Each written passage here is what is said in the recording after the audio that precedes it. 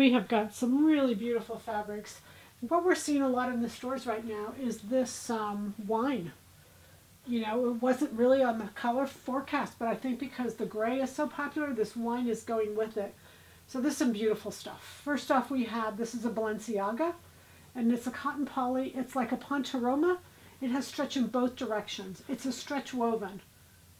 It's a knit. I take that back. It is a knit, a stretch in both directions. It's absolutely stunning. It's not inexpensive, but it's absolutely stunning.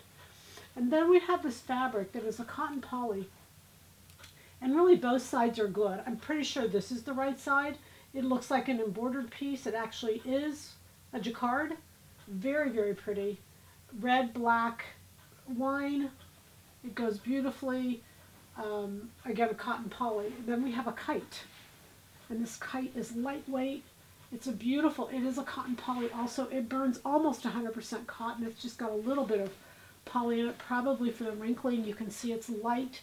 It's blouse weight, although you could do so many things with it. Just a really pretty piece.